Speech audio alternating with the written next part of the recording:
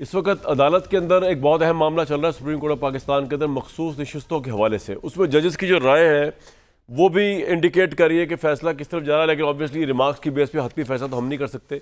अतः बिरला साहब जो है उन्होंने इस मामले को ज़रा डिफरेंट तरीके से देख रहे हैं। वो कह रहे हैं कि ये मामला मखसूस नशिस्तों से बढ़कर इस बात का है कि इलेक्शन कमीशन ऑफ पाकिस्तान ने सुप्रीम कोर्ट के हुक्म को, जो बल्ले के निशान का मामला था, उसको सही इंटरप्रेट किया या गलत इंटरप्रेट किया है। और उनके नज़दीक अगर गलत इंटरप्रेट किया तो क्या कोई ऐसा तो नहीं किया इलेक्शन कमीशन ने कि एक पार्टी यानी पीटीआई को इलिजिटिमेटली इलेक्शन की रेस से बाहर निकाल दिया। तो कहने का मतलब ये है तरमीन साहब का कि असल सवाल तो ये है, इसको एड्रेस होना चाहिए। अगर ये सवाल एड्रेस हो जाए कि लेवल प्ले फील्ड नहीं थी या जानबूझ के निकाला गया पीटीआई को इलेक्शन प्रोसेस से इलेक्शन कमीशन ऑफ पाकिस्तान ने, तो फिर ये स्पेशल सीट्स वगैरह वाली बातें तो बात की और बहुत पीछे रह जाएंगी। जब यही तयन हो जाएगा कि जी ये सारा मामला इस तरह किया गया, ये तो मामला उस तरफ चल रहा है। इंटरेस्टिंग और बड़ा इंपॉर्टेंट केस है। और उसमें आज जो हमारी जज हैं जस्टिस साहिबा, उन्होंने जस्टिस आयशा जो है उन्होंने ये भी कहा, ऑनरेबल जज ने पूछा इलेक्शन कमीशन के वकील से कि उन्होंने प्रेसिडेंट दिए बलूचिस्तान और केपी के, जिसके अंदर जिस पार्टी की एक भी विनिंग सीट नहीं थी या जिसने पार्टिसिपेट नहीं किया इलेक्शन के अंदर, उनको भी जो है वो स्पेशल सीट्स दी गई थी। उसका जवाब खैर कुछ नहीं था इलेक्शन कमीशन ऑफ पाकिस्तान के पास, बल्कि जैसे फायद ईसा साहब आ गए थे बीच में। उन्होंने कहा कि समझाया इलेक्शन कमीशन के वकील को कि अगर ऐसी सिचुएशन हो जाए ना कि जब वो जैसा आयशा साहबा जज जो है वो कह रही हैं कि आपके दो मज़दार डिसीजंस हैं, एक में आप कुछ कह रहे हैं, इसके मौके पे आप कुछ कह रहे हैं, तो ऐसे मौके पे कहना चाहिए कि मैं अब वाइज़र हो गया हूँ और मैंने जो है वो सीख लिया है, लर्न कर लिया है, तो अब मैं ज़्यादा मोहतात हो गया हूँ, अब मैं फ्री हूँ या फ्री नहीं हूँ, पहले फ्री नहीं था। तो ये तमाम चीज़ें चल रही हैं सुप्रीम कोर्ट ऑफ पाकिस्तान में। नतीजा जो है इसका फैसला बड़ा इंटरेस्टिंग होगा।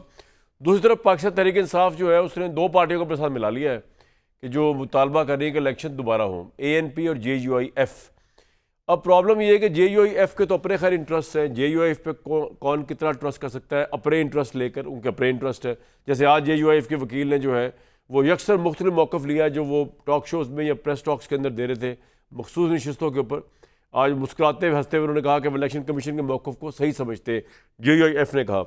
लेकिन ANP, JUIF, पाकिस्तान तहरीक इंसाफ एक अलाइंस बना रहे हैं एहतजाज का, इलेक्शन में धांधली में प्रोटेस्ट करने का, और वो ये कह रहे हैं कि जी मैंडेट वापस दिया जाए। पाकिस्तान में 77 से लेकर आज तक ये पहली दफ़ा इल्ज़ाम नहीं लगा इलेक्शन की रिगिंग का, और पहली दफ़ा ऐसा नहीं हुआ कि दूसरी पार्टियों ने ये एहतजाज किया हो, बुलंद किया हो, उसका फ़ायदा कुछ हुआ नहीं।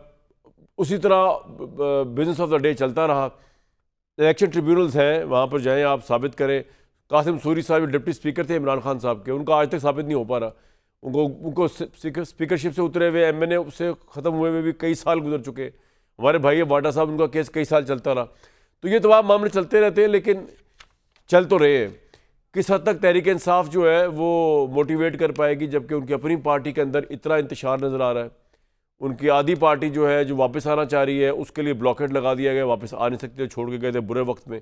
जो मौजूद है उनमें से किसी को कारकुनों से लाठीचार्ज का खतरा पड़ रहा था, वो कोई सेक्रेटरी जनरल के फ़राइज़ से इस्तीफ़ा दे रहा है, कोई किसी बात से इस्तीफ़ा दे रहा है। तो ये मामला तहरीक इंसाफ के चल, किस तरह एक ऑर्गेनाइज्ड तंजीम के तौर पर एहतजाज कर पाएंगे, और क्यों JUIF वाले जो है तहरीक इंसाफ के एहतजाज में आगे जाएंगे, ANP वाले, ये भी एक सवाल है। इन तमाम मामलों के ऊपर बात करेंगे। आज हमारे साथ एनालिस्ट का एक ग्रुप है, उनमें एक तो ख़ास है मुर्तज़ा सोलंकी साहब, क्योंकि जो इलेक्शन में रिगिंग का इल्ज़ाम लग रहा है वो निगरान दौर में इंफॉर्मेशन मिनिस्टर थे। जितना मामला चल रहा है सुप्रीम कोर्ट के अंदर, जितना मामला चल रहा है प्रेस टॉक्स के अंदर, जितना मामला चल रहा है कोई एहतजाजी तहरीक चलाई जाए, उस सब का जो मरकज़ है इंफॉर्मेशन की हद तक। मैं ये नहीं कह रहा सोलंकी साहब का कोई खुदा न खास्ता अगर कोई धांधली हुई है, जो कि ऑब्वियसली धांधली इल्ज़ाम है, साबित तो होना है, मतलब परसेप्शन है धांधली हुई है, अब उसको साबित करना। या चीफ जस्टिस भी कह रहे थे कि इलेक्शन कमीशन ने इलेक्शन को लेकर या किसी और मामले में गैर आईनी काम किया तो आप उसको साबित करें। ट्रिब्यूनल्स हैं, वहाँ पर जाएँ, ट्रिब्यूनल से सेटिस्फाइड होते, कोर्ट्स में जाएँ, साबित तो करना है धांधली को। लेकिन परसेप्शन तहरीक इंसाफ की हद तक, JUIF की हद तक यही उभर रहा है कि धांधली हुई।